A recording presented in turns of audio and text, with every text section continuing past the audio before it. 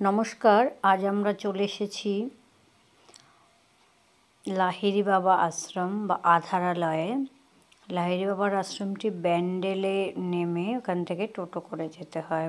আশ্রমটি খুব সুন্দর সাজানো গোছানো, যে জলের ফোয়ারা দেখা যাচ্ছে, খুব সুন্দর প্রাকৃতিক পরিবেশ। তার চারদিকে বিভিন্ন মন্দির রয়েছে, শিব, ব্রহ্মা, বিষ্ণুর মন্দির, এবং খুব সুন্দর জায়গাটি।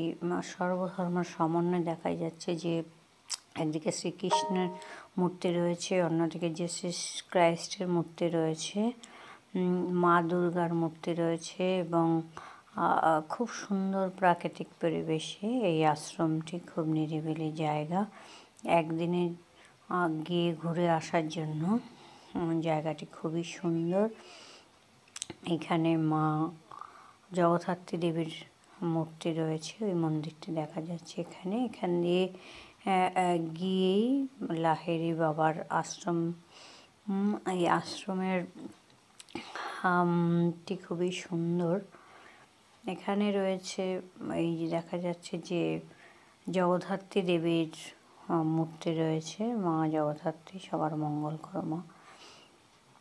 এখানে আধারালয় বা এই আশ্রম সম্পর্কে বলা আছে। এই হচ্ছে মূল মন্দির। এই মন্দিরের ভেতরে কিন্তু মোবাইল নিয়ে আপাতত প্রবেশ করতে দিচ্ছে, কিন্তু মোবাইল সাইলেন্ট করে রাখতে হচ্ছে। এবং মন্দিরের বিশেষত্ব যেটা দেখা গেল, যে এখানে পা ধুয়ে মন্দিরে প্রবেশ করতে হয়, সেটা অটোমেটিক ব্যবস্থাই রয়েছে এখানে।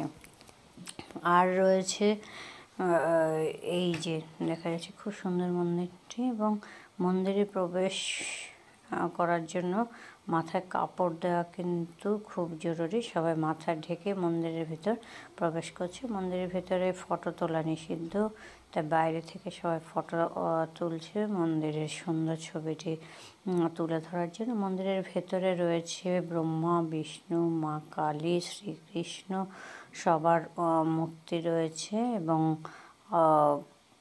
লাহিড়ী বাবা এবং তার বিভিন্ন জেনারেশনের মূর্তি রয়েছে। বাইরে বেরিয়ে এসে এখানে মন্দিরটি দুটো তল বিশিষ্ট, ফার্স্ট ফ্লোর এবং গ্রাউন্ড ফ্লোরে দেখে বেরিয়ে আসতে হয়, এবং মন্দিরের সামনে সবাই ফটোশ্যুট করছে। খুব সুন্দর জায়গাটি, প্রাকৃতিক পরিবেশ যেমন সুন্দর, নিরিবিলি। এখানে বাইরেও শ্রীকৃষ্ণের মূর্তি রয়েছে, শ্রীকৃষ্ণের মূর্তি দেখা যাচ্ছে। এবং আরও যেটা ভাববার বিষয়, সেটা হচ্ছে গিয়ে এখানে থাকা এবং